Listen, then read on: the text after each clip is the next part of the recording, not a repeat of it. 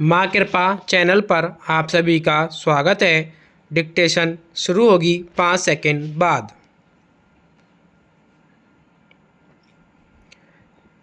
प्रत्येक वस्तु का एक केंद्र और परिधि आकृति होती है। पूर्णविराम सभी पदार्थ वयून कहे जाते हैं। पूर्णविराम व्यय और वयोनाद की समष्टि व्यून है। पूर्णविराम सत्ता सिद्ध तत्व व्यय है। भांति सिद्ध तत्व वयोनाद है। पूर्णविराम मन प्राण वाक अस्थि है।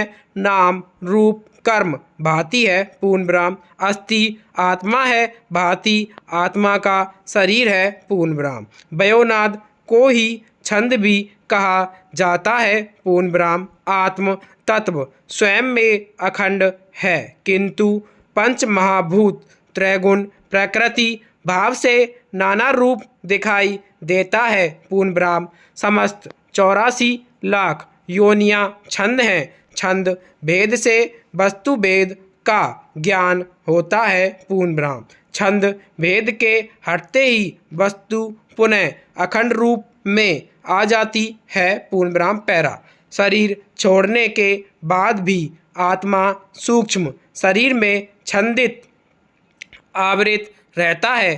पूर्णविराम सूक्ष्म शरीर के कर्मानुसार दो विवर्त हो जाते हैं, अकाम छंद और काम छंद। पूर्णविराम जो बुद्धि योगी निष्काम करते हुए संस्कार बंधन से विमुक्त रहते हैं, वे निष्काम कर्मयोगी होते हैं। पूर्णविराम तीनों शरीरों स्थूल सूक्ष्म और कारण में से कोई भी इनके आत्मा को बांध नहीं सकता। पूर्णविराम ये विधेय कहलाते हैं। पूर्णविराम इन आत्माओं का छंद आकाश है और यही इनकी मुक्ति गति का निमित्त बनता है। पूर्णविराम कर्मयोगी की गति क्या होती है, इसका उपदेश देते हुए कृष्ण कह रहे हैं कि जो मनुष्य संपूर्ण कामनाओं का त्याग करके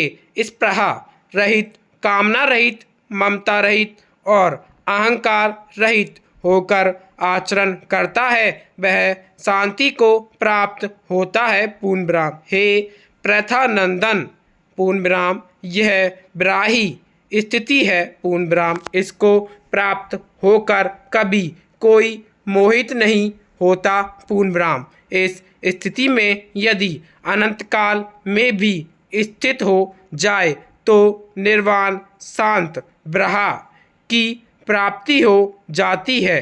पूर्णविराम पैरा आकांक्षा पूर्वक किया हुआ कर्म शरीर बंधन का नवीन योनि प्राप्ति का कारण बनता है। पूर्णविराम अतः ऐसा कामात्मा किसी न किसी शरीर के छंद से जुड़कर ही लोकों में गमन करता है। पूर्णविराम कामना से संबंधित आत्मा की गति तय करने वाला छंद ही काम छंद कहलाता है। पूर्णविराम इसमें जब विद्या युक्त कर्म यज्ञ तप दान की प्रधानता रहती है, तब इसका प्राण भाग प्रबल रहता है। पूर्णविराम जिससे इसका स्थूल शरीर भी प्राणमय कोश के साथ प्राणात्मक हो जाता है। पूर्णविराम यह सूक्ष्म शरीर का अंग बन जाता है, अतः इसे देवछंद